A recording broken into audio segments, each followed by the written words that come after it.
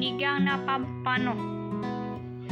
Sangkap, isdang pampano, kamatis, sibuyas, siling panigang, okra, sitaw, talbos ng kamote, nor sinigang mix, asin, hugas bigas.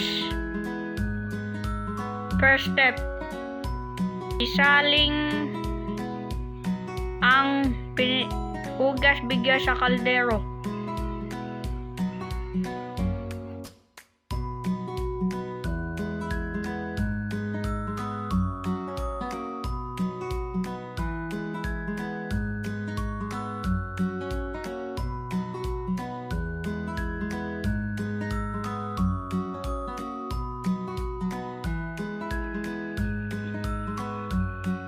At takpan natin ang kaldero.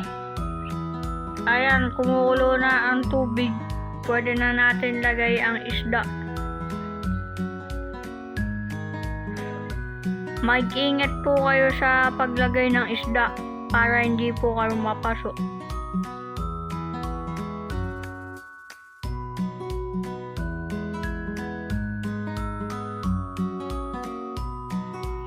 At takpan na natin, hintayin natin kumulo ng 5 minuto.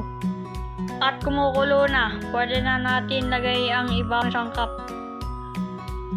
Okra,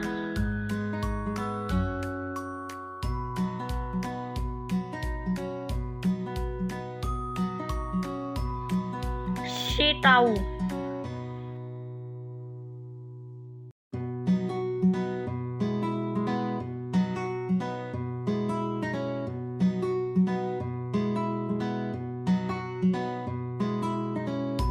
kamatis, at sibuyas. At taka na natin, maghintay tayo ng 5 minutes.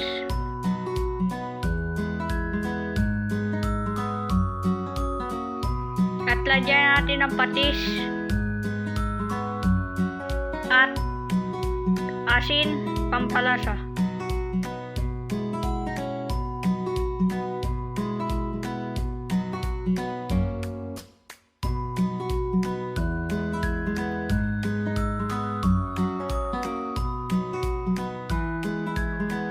At isunod na natin ang talbos ng kamote.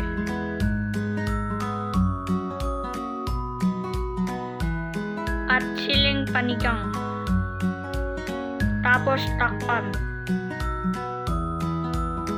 At ang huli, lagyan natin ng sinigang mix, pampaasim.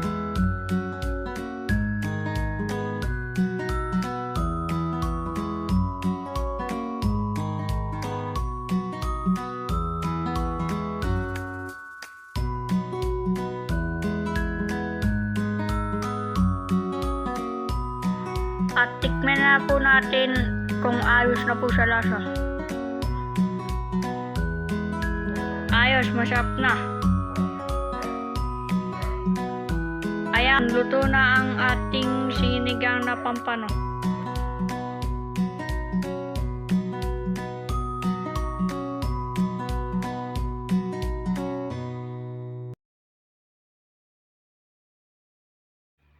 Ang sarap at masustansya pa. Tara, kain na po tayo.